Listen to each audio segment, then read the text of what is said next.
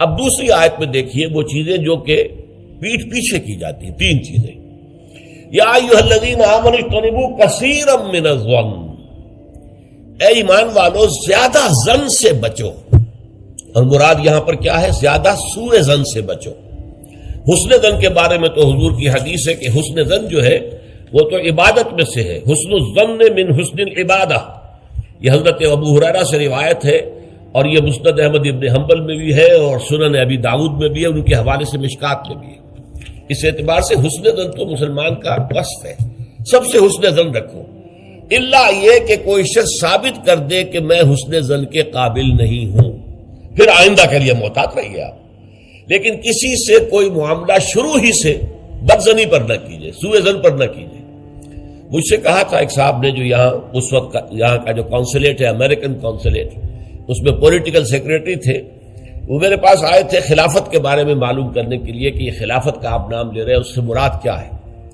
تو وہیں پھر گفتگو ہوئی کہ کانسٹیٹیوشنز کے اندر جو میکینزم رکھے جاتے ہیں، چیکس اینڈ بیلنسز، تو اس نے کہا ہم تو یہ سمجھتے ہیں، ہم نے اپنا دستور اس بنیاد پر بنایا ہے کہ ہر شخص چور ہے، ہر شخص بے ایمان ہے، اور ہمیں اس کا سدباب کرنا ہے.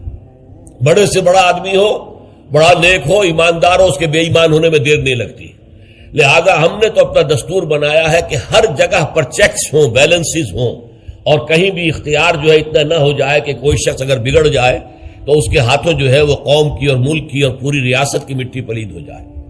یہ اسلامی اصول نہیں ہے. اسلامی اصول یہ ہے ابتداءً آپ کا معاملہ کسی سے بھی ہو حسن ظن کی بنیاد پر ہوگا، لیکن یہ کہ اگر اس نے آپ کے حسن ظن کو زخم پہنچائی، ٹھیس پہنچائی، ثابت کر دیا کہ میں حسن ظن کے قابل نہیں ہوں، تو اب آپ سوء ظن معاملہ کر سکتے ہیں. الحزم فی سوء الظن، یہ کہاوت ہے. احتیاط اسی میں ہے کہ سوء ظن سے کام لیا جائے، اس لیے کہ آدمی بچنا چاہتا ہے، لیکن جیسا کہ میں نے عرض کیا ابتدا کرنا سوء ظن سے یہ اسلام میں پسندیدہ نہیں ہے. لیکن یہاں دیکھیے فرمایا اجتنبوا کثیرا من الظن، زیادہ ظن سے بچو، ورنہ اس لیے کہ ظاہر بات ہے کہ ظن سے بالکل چھٹکارا تو ممکن نہیں ہے. پچھلی نشست میں ایک صاحب نے سوال کیا تھا کہ شک میں اور ظن میں کیا فرق ہے. شک یہی ہے کہ ایک انسان کے بارے میں انسان سوچے کہ کہیں یہ کام نہ کر بیٹھے، میں اعتماد تو کر رہا ہوں، کہیں یہ میرے اس اعتماد کو ٹھیس نہ پہنچائے. اور سوء ظن جو ہے وہ یہ ہے کہ انسان جو ہے بغیر کسی اسباب کے، بغیر کسی عوامل کے، کوئی سرکمسٹانشل ایویڈنس نہیں ہے اور خام خواہ کسی کے بارے میں برا ظن قائم کر کے بیٹھ جائے.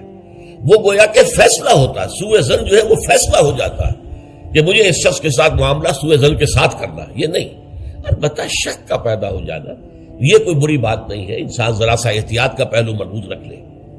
تو فرمایا یا ایھا الذین آمنوا اجتنبوا کثیرا من الظن ان بعض الظن اثم، یقیناً بہت سے ظن گناہ کے درجے میں آ جاتے ہیں. آپ نے ایک شخص کے بارے میں رائے قائم کر لی، یہ برا آدمی ہے، یہ غلط آدمی ہے، یہ تو میرے درپے ہے، میرا دشمن ہی ہے، میری جڑ کاٹتا ہی رہتا ہے، حالانکہ ایسا نہیں ہے. نتیجہ کیا ہوگا؟ آپ کا طرز عمل اپنے سوء ظن کی بنیاد پر ہو جائے گا.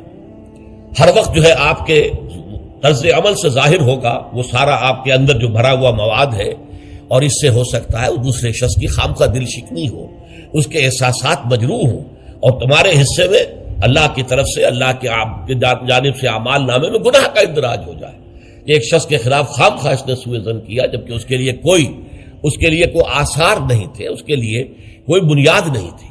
تو ان بعض الظن اثم، بعض ظن جو ہے وہ تو گناہ کے درجے کو پہنچ جاتے ہیں.